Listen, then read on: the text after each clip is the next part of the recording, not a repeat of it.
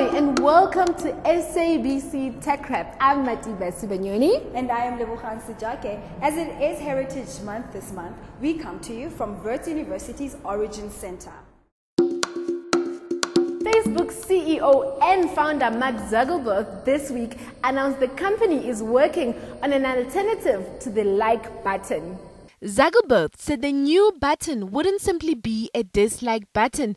Instead, he said the new alternative to the iconic thumbs up button that appears next to posts would allow users to express a broader range of emotions about content on the site, especially when content being shared was bad news. It took us a while to get here because, we didn't want to just build a dislike button because, we don't want to turn Facebook into a forum where people are voting up or down on people's posts, right? That doesn't seem like the kind of community that we want to create. You don't want to go through the process of sharing some moment that was important to you in your day and then have someone downvote it, right?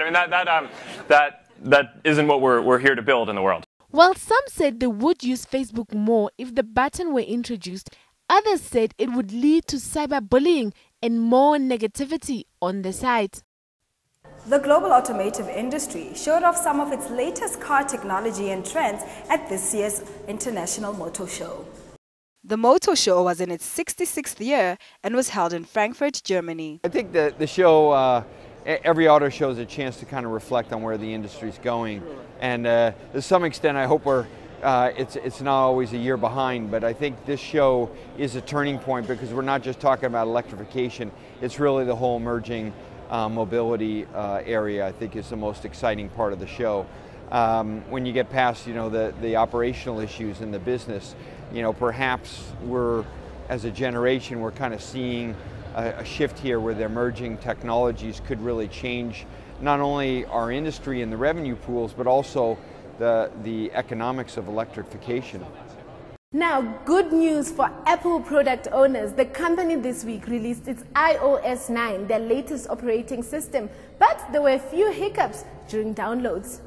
Some customers reported having trouble upgrading their mobile devices to iOS 9 after the release of the new mobile operating system this week. On Twitter, a number of users reported the upgrades would fail after several minutes, requiring them to start the process over, and many posted screenshots of the error message they received. According to analysts, the problem was likely caused by overloaded servers that were flooded when too many people tried to download iOS 9 simultaneously. Despite any troubles, a significant number of iOS users had upgraded, more than 16%, according to analytics company Mixpanel. Experts say metering the upgrades or allowing users to upgrade in waves rather than all at once would have been a smarter approach. China officials say that they too are against cyber attacks and that they are prepared to join the US in the fight against hacking activities. The announcement was made ahead of President Xi Jinping's visit to the USA next week. The Chinese government resolutely opposes and cracks down on any kind of internet hacking activities.